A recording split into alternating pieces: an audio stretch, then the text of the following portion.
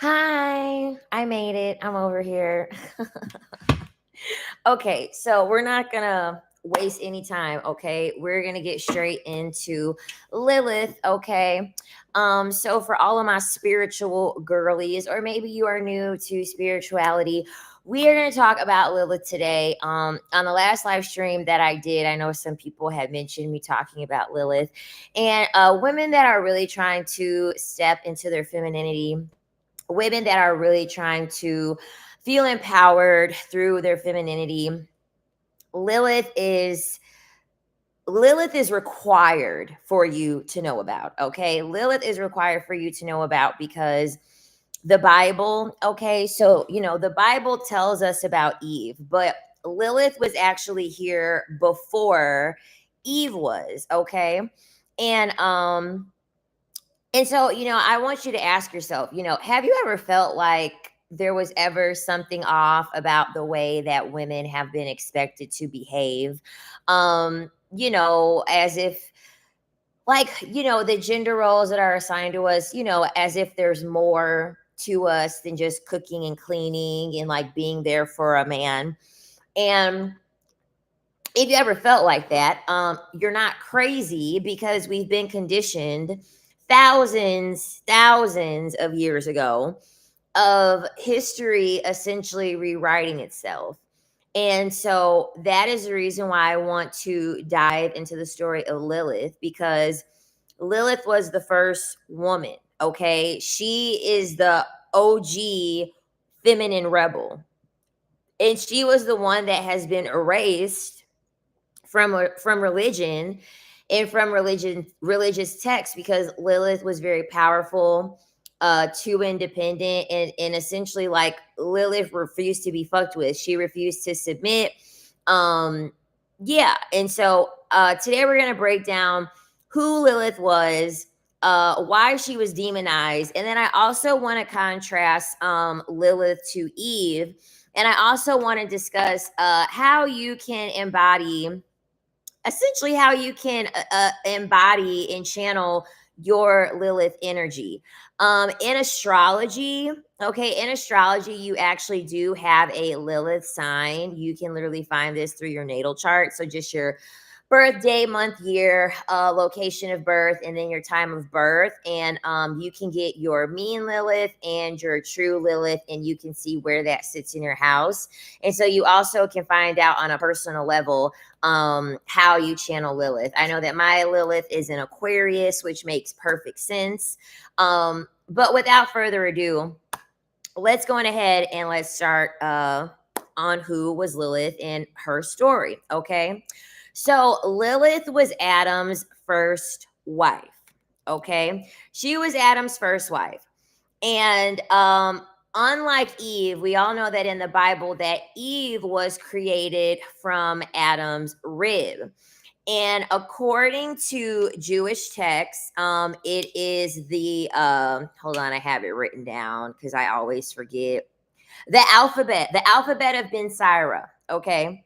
According to that Jewish text, Lilith and Adam were created at the same exact time. So what that means is that she was equal to him.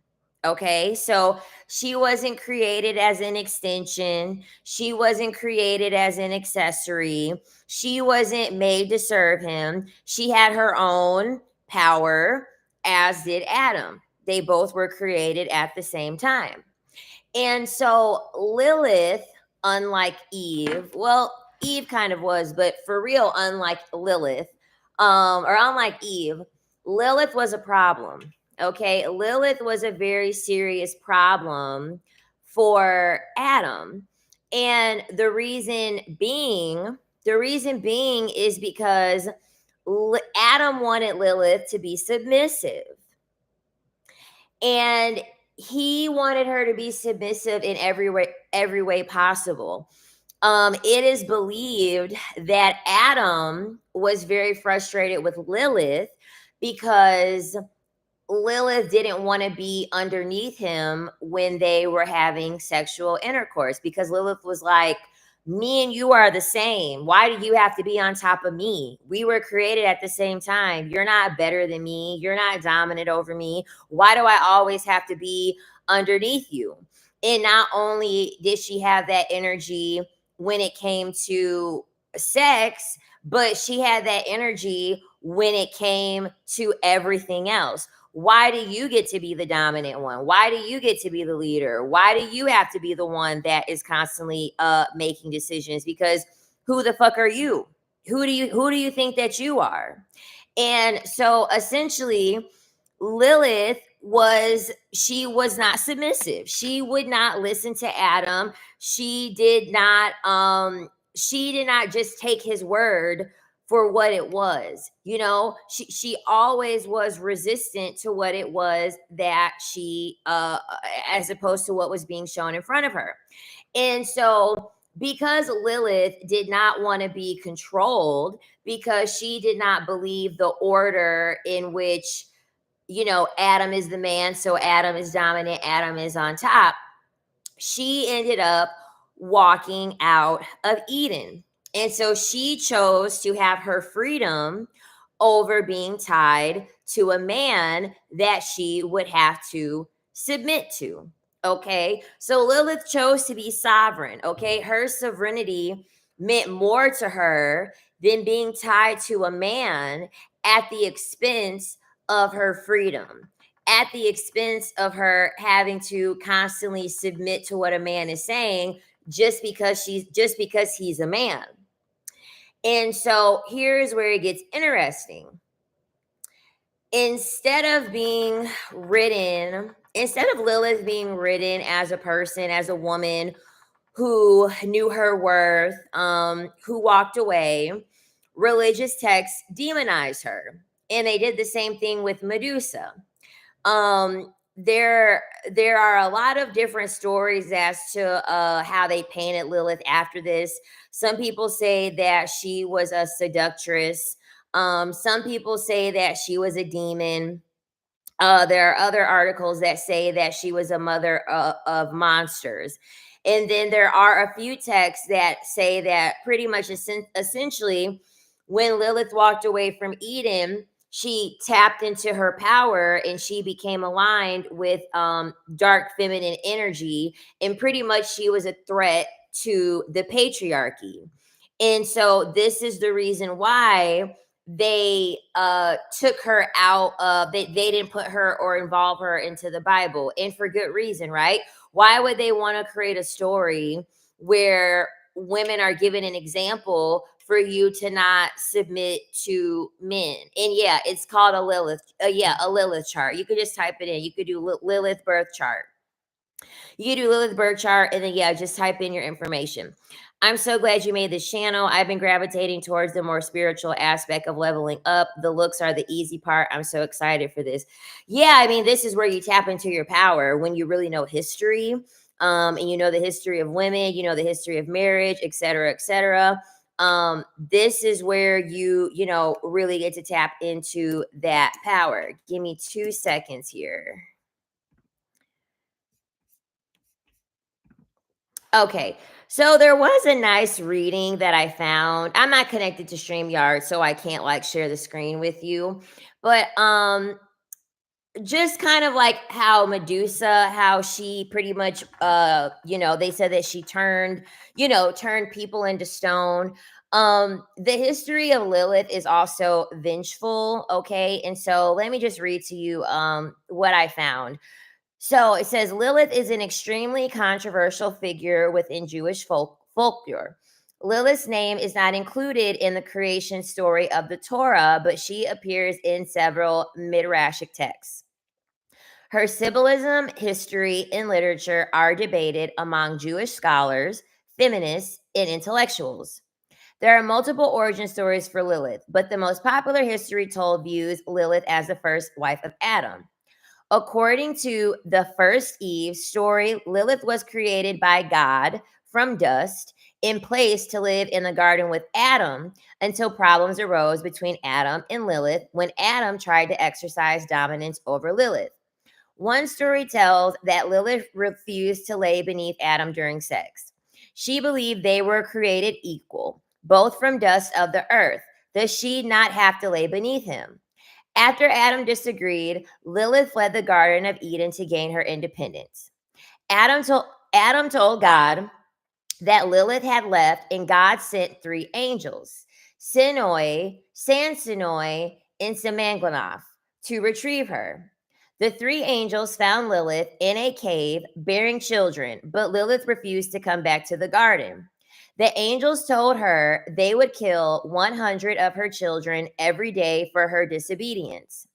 In revenge, she is said to rob children of life and is responsible for the deaths of stillborn infants and crib deaths. Many children are male children, okay? Male children are at risk of Lilith's wrath for 8 days after birth until circumcision. And girls are at risk for 20 days.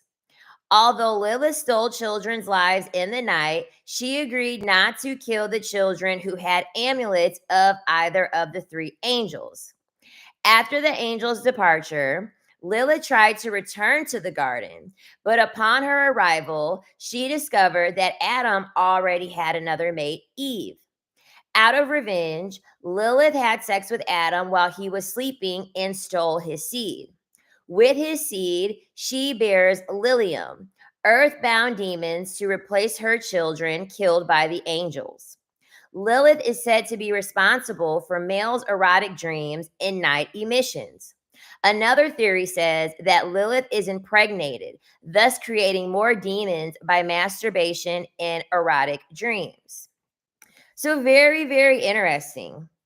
Very, very, very interesting. We even put up certain palms in the forefront of our homes and where the baby sleeps to protect the baby from Lilith. Yep. Yay. Thanks for sharing about Lilith. In the world I come from, Orthodox Judaism, we are not even supposed to utter her name, so she won't come, so she is not summoned. Yeah, I mean, Lilith is powerful. Lilith is powerful. A lot of like religions, a lot of the religions that were created, they have a very, very strong disdain for Lilith. Because honestly, at the end of the day, Lilith wants, essentially, she wants revenge for not being able to step into her power. So now I want to talk about Eve, and I want to compare Lilith to Eve. And now essentially, Eve is really kind of like, Eve solidified the patriarchy pretty much. Okay. So I already told you that after Lilith left, Adam was given a new wife, which was Eve. But Eve was not created the same way as Lilith was. As we know, Eve was made from the rib of Adam, meaning that she was a part of Adam and she was a piece taken from him. She was not his equal, but she was an extension of him. So she was a component of Adam. Eve was pretty much the perfect patriarchal woman, right? She's a companion, she's submissive, and she is not a challenger. And unlike Lilith, Eve did not fight back. She obeyed, she took orders, she had no problem being submissive. But the irony, okay, the irony in all of this is that Eve still got blamed for the downfall of humanity, essentially, because she ate from the tree of knowledge. So already within these religious contexts, the seed has always been planted where women are the root cause of everything. So even when you submit, even when you do what it is that they say, they're still going to blame you. I find it so funny how God is love and gives people free will, yet they kill Lilith's children because she exercised free will. Exactly.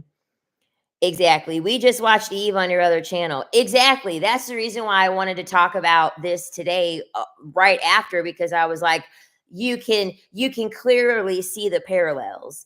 And so yeah, essentially, despite her being submissive, she still got blamed, okay, because she ate from the tree. And so essentially, Lilith was erased. Okay, Lilith was erased, and they demonized her, and they wrote her off as this terrible person. But Eve was created as a warning to essentially other women, right?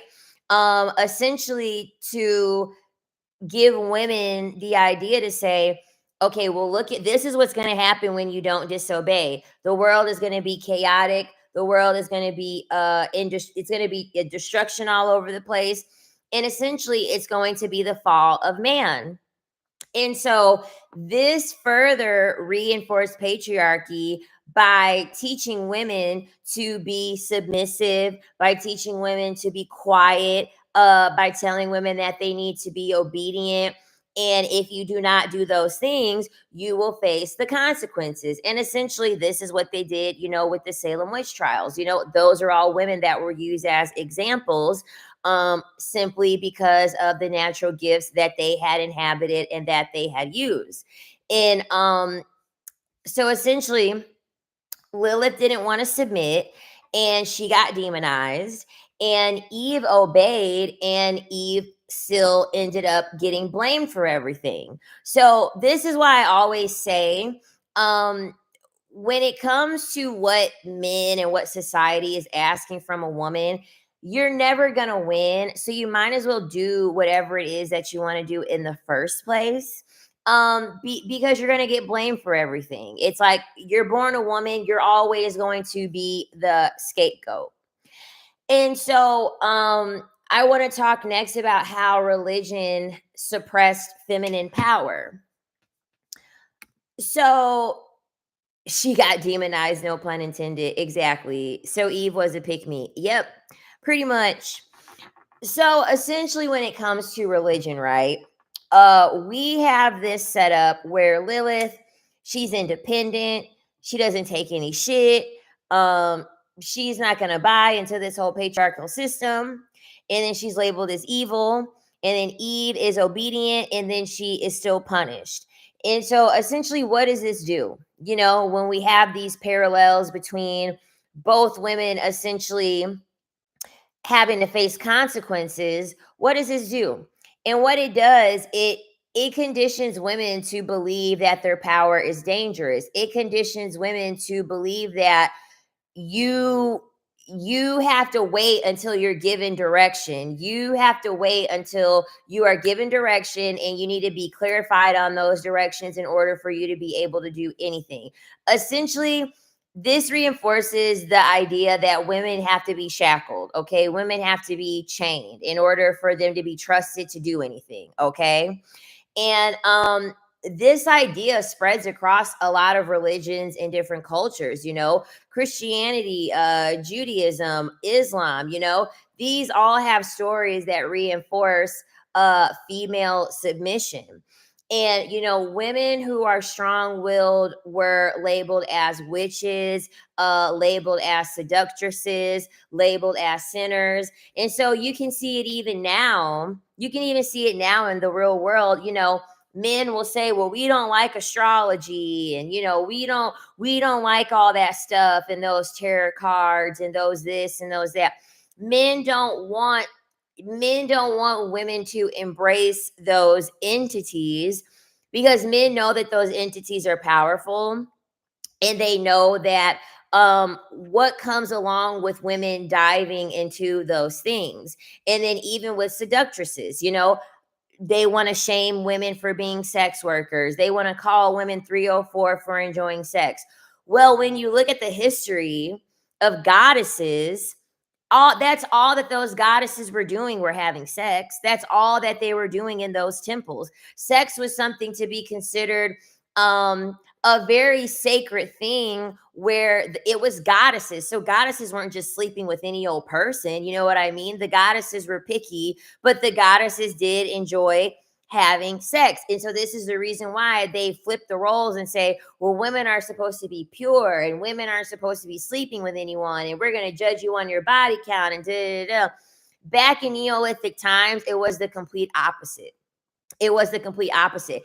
Men were jealous of the fact that women were able to have access and their pick of the litter of whoever it is that they could sleep with.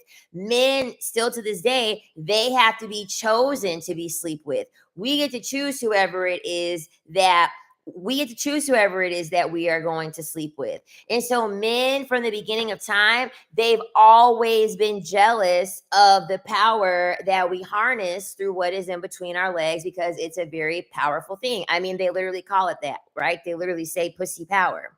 So when and so essentially the divine feminine, it had been erased, and they pretty much flipped this, and male power was exalted. So essentially, I'll probably have to do a separate video on this because this one obviously isn't going to be that long.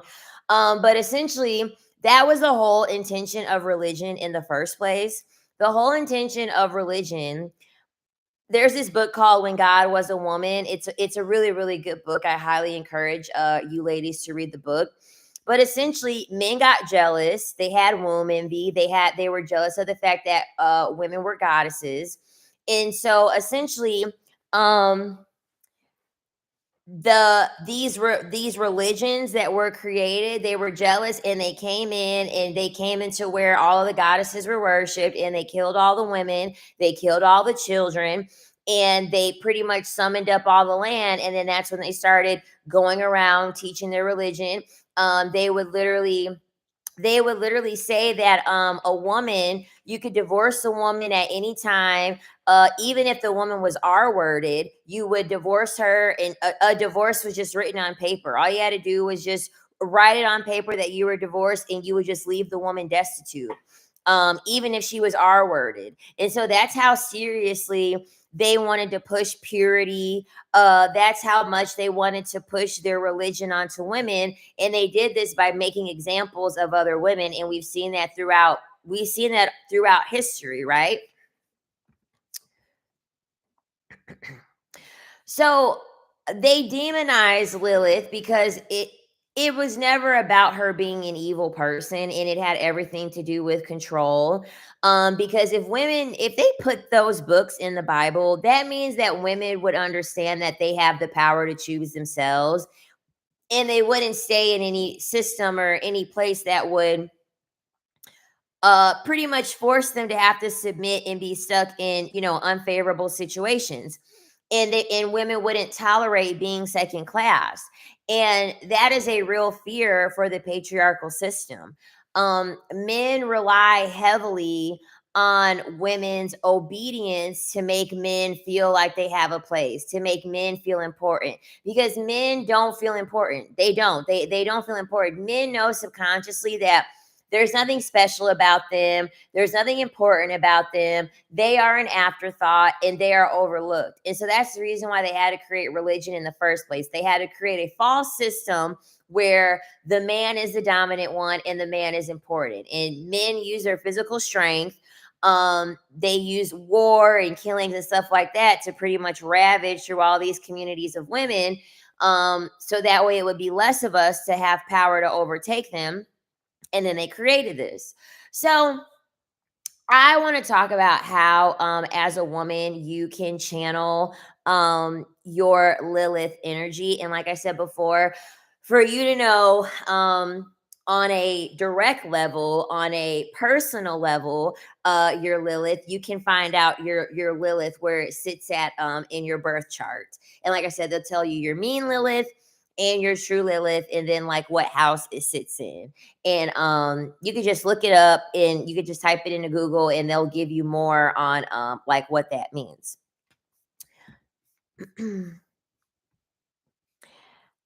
I always ask my dad, why is God a man, Jesus a man, all the books written by men, and all the disciples men? He couldn't answer. Yeah, because it literally is no coincidence at all. So what does this mean today? I feel like it's very important as women for you to, I mean, just in general, I feel like it's very important for people to learn history, but it is more so important for women to learn history in regards to marriage, goddesses, all types of things from a long time ago for you to really get to the root on who you are, and to embody what the feminine is on a natural level when we don't have these societal norms being implicated and being implemented into our everyday life. And so, how can we take Lilith's story and how can we apply that into our own lives? So, the first thing is that you have to own your power as a woman. There are multiple powers that women have. You could have sexual power, you could have clairvoyance, you can have a sense of independence, you can have a combination of all of them. But you not being afraid of your own power. Most women are afraid of their own power. Okay. And so this is the reason why women will be like, oh, I want a protector, I want a provider. You are the protector and provider. You are the protector and the provider. And you're willing to give that up and give it away to a man who isn't going to do a tenth of the job that you're going to do being a provider and a protector for yourself.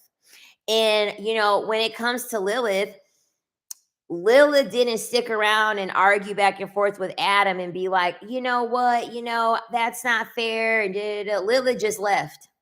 Lilith just left and she just created her own shit. She didn't wait for permission to leave. She didn't say, oh, let me wait for Adam to act right. Let me see if Adam is going to change. She said, you think you're better than me? You think you're dominant than me? You think I got to listen to who you are and what it is that you're trying to say? And we were created out of the same exact thing.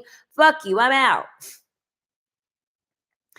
The next thing is to stop shrinking yourself. Society really wants women to be small, take up less space. In Lilith's energy, you're gonna take up space in Lilith energy. You need to demand more. You need to speak louder. We already saw, like on the Pop the Balloon review yesterday, that last woman in the orange and the pink dress, 100% Lilith energy. 100% Lilith energy right there. She had no problem speaking up. When those men had something to say about her, she had something to say about them. When she felt like they were getting out of pocket, she told them that they were out of pocket. She had no problem being in her Lilith energy at all, because that's what it looks like. That is what it looks like when a woman is in her Lilith energy. And you can see how uncomfortable it made those men. It made them highly uncomfortable because they depend on women to be submissive and docile and meek and quiet and soft-spoken for them to feel powerful, for them to feel dominant. And so the reason why they felt so uncomfortable is because they're like, well, damn, you know what I mean? That's why they would refer a woman to her being masculine. That's what a woman truly is. That's how it really looks. The next thing, you channel Lilith energy when you walk away from what doesn't serve you. Okay? Lilith did not stay where she was not valued. Okay? Lilith knew what she was willing to do and what she was not willing to do. And because she wasn't willing to submit to Adam, she left. So you shouldn't stay where you aren't valued. Okay? The job, the relationships, the friendships, if they don't respect you, leave. Leave. You're not benefiting from these types of situations. You're not gaining anything from these type of situations. I hate when I was told women should be seen and not heard. Wow. Yes, because that's really what a lot of men think. Like a lot of people really, really feel like that. We're just here to exist for the consumption of everyone else around us. Like men are literally taught that about women specifically. I used to be afraid of my own power until I left my narcissistic relationship. I feel that. And narcissists are so good at mentally manipulating you where you will be very codependent on them. You will be very mentally and emotionally codependent on them. So you don't really realize that you're giving up all of your power for this narcissist. You know what I mean? Because I would even tell myself, well, if I get married and I have children, I don't have to worry about becoming a content creator. I don't have to worry about speaking up. I don't have to worry about empowering women. And a lot of women subconsciously make that decision. A lot of women subconsciously make that decision. Well, if I get married and I have children, I'll be too busy to start the business that I want to do. I'll be too busy to become a dancer at Juilliard. And then what happens is women get older, and then some of them will be so bitter that they will take it out on everyone around them because they chose the easy way out. Getting married and having children is the easy way out. For most people, for most relationships, getting married and having children is the easy way out because it's a distraction. It's a distraction for you to step into your true power. If marriage was really for women, how come the list of the demands for a woman is a laundry list? It's a long laundry list.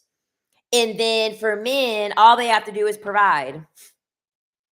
But the men want you to work, cook, clean, sleep with them, take care of the children. If they really wanted you to step into your power, they wouldn't be giving you all of these distractions and things that it is that they want you to do to keep yourself so busy. You don't have enough time to focus on your power. You don't have enough time to focus on what it is that you actually want to go after. You're working hard today. Yeah, girl, because now I got the time right now. So like every other day, I'm going to do a live stream on both channels because I am really trying to grow this channel. And I like talking about this stuff. And the married women have shorter lifespans. Exactly. Lilith is coming to the world now in full force. 100%.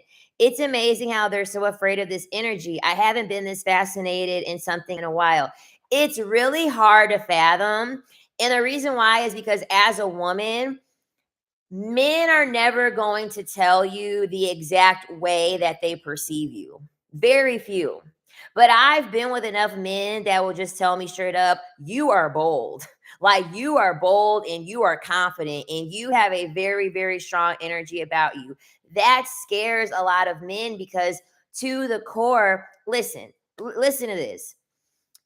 If men were actually providers and protectors and have their chests all pumped out and why would they have to have this much reinforcement? Why would we constantly have to be reminded that they're protectors, they're providers, they're independent, they're tough, they're strong, they're big? We wouldn't have to. We wouldn't have to. And then also, you have to think, you can emasculate a man. You can emasculate a man. How can you defeminize a woman? I just made that word up. That isn't even a word. You cannot defeminize a woman. There is no such thing. But you can emasculate a man because his being, the being of a man is all artificial. It's all artificial.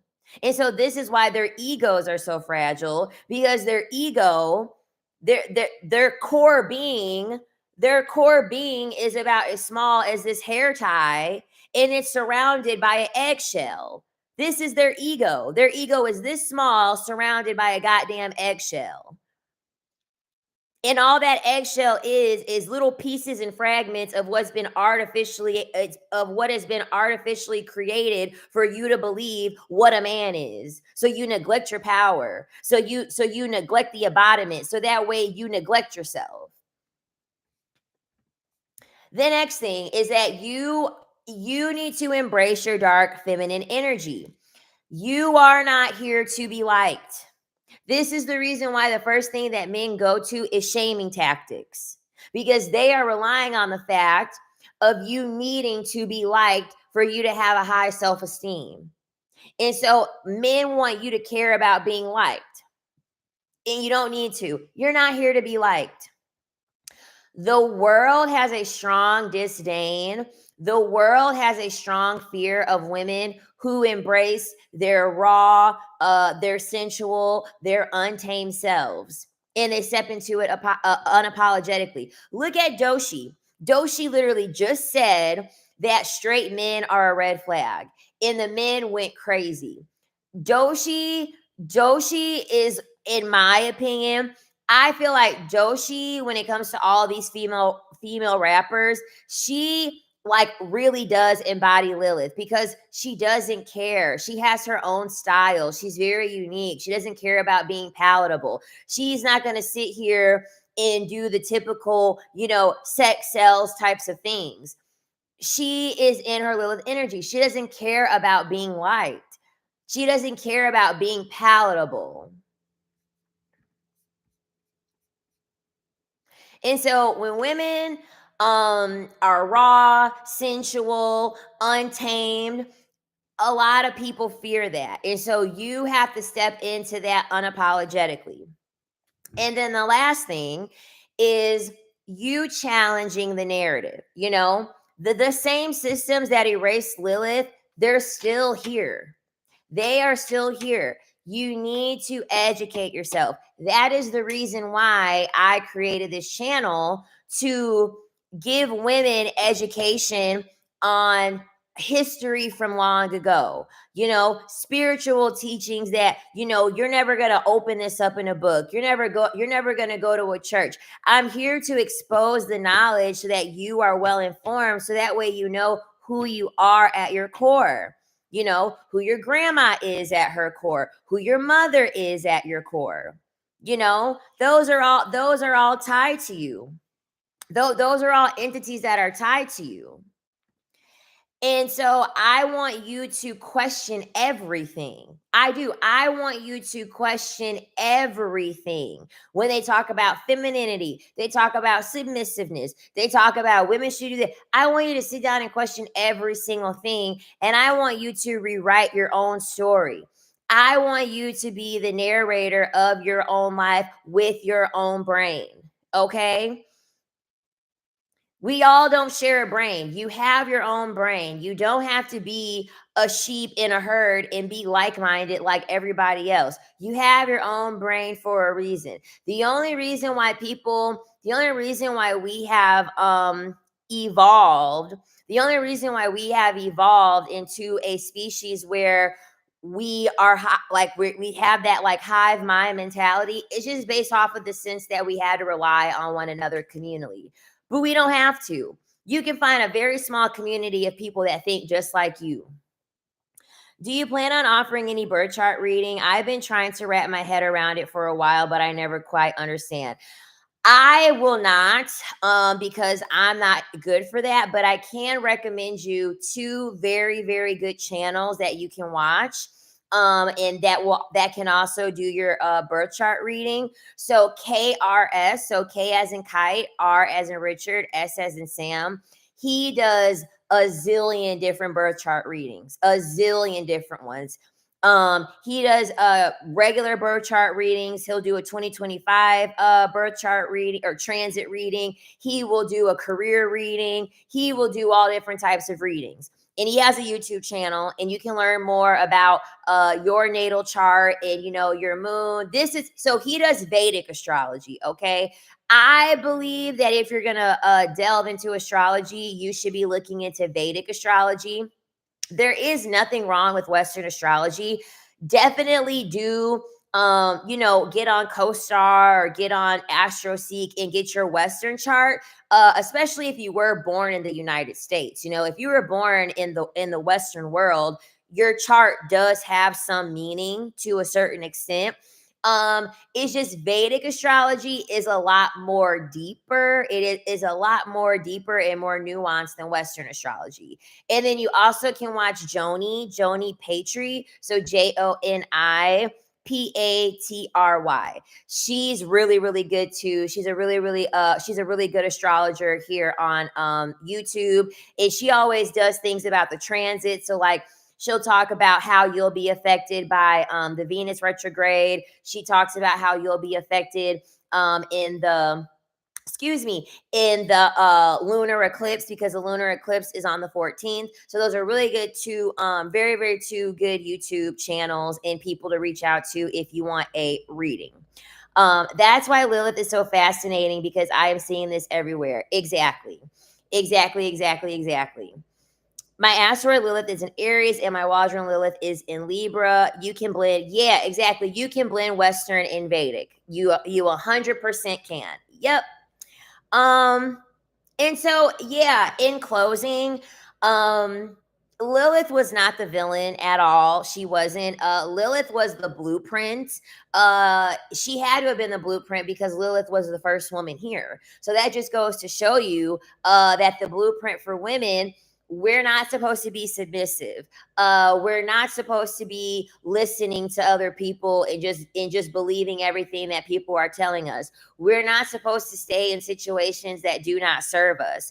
And so, if Lilith's story teaches us anything, it's that women were never meant to be controlled. And the fear of powerful women, it didn't start with feminism. People who are still blaming feminism for why women are the way they are they're dense. They're very, very dense. They don't know history. It started thousands and thousands of years ago when they tried to erase the first woman who refused to submit. And so, I want you to ask yourself, are you going to keep playing by these patriarchal rules, or are you going to, step into your power and walk away from what doesn't serve you and reclaim the feminine force that they tried to destroy, because Lilith didn't ask for a seat at the table. She didn't want to overstay her welcome.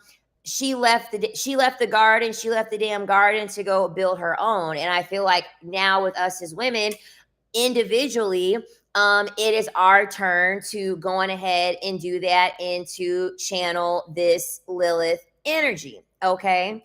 So that is all that I have for you all today. I really hope that you all enjoyed this video and this live stream.